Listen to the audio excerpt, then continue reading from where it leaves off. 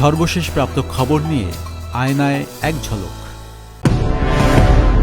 মহান বিজয় দিবস উপলক্ষে সাভারে জাতীয় স্মৃতিসৌধে পুষ্পস্তবক অর্পণের মাধ্যমে মহান মুক্তিযুদ্ধের বীর শহীদদের প্রতি গভীর শ্রদ্ধা জানিয়েছেন রাষ্ট্রপতি মোহাম্মদ শাহাবুদ্দিন ও প্রধান উপদেষ্টা ডক্টর মোহাম্মদ ইউনূস। মঙ্গলবার সকাল 6টা 33 মিনিটে দিনের প্রথম প্রহরে তারা জাতীয় স্মৃতিসৌধের বেদিতে পুষ্পস্তবক অর্পণ করেন।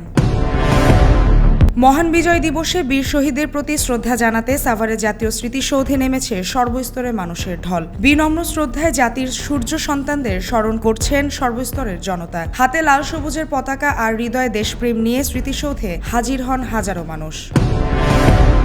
মহান বিজয় দিবস উপলক্ষে সাভার জাতীয় স্মৃতিসৌধে বীর শহীদদের প্রতি শ্রদ্ধা জানিয়েছে বিএনপি। এ সময় উপস্থিত ছিলেন বিএনপির জাতীয় স্থায়ী কমিটির সদস্য মির্জা আব্বাস, ডক্টর আব্দুল মঈন খান, নজরুল ইসলাম খান, সালাউদ্দিন আহমদ।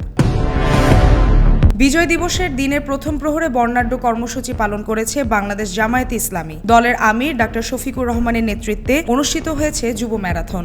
সোহরাওয়ার্দী উদ্যান থেকে মানিক মিয়া এভিনিউ পর্যন্ত এই ম্যারাথনে দলটির হাজারো নেতাকর্মী অংশ নেন। বিজয় দিবসে জাতীয় স্মৃতিসৌধে শ্রদ্ধা নিবেদন করেছে জাতীয় নাগরিক পার্টি এনসিপি। দলের আহ্বায়ক নাহিদ ইসলামের নেতৃত্বে শহীদ বেদিতে ফুল দিয়ে শ্রদ্ধা জানান দলটির শীর্ষ নেতারা।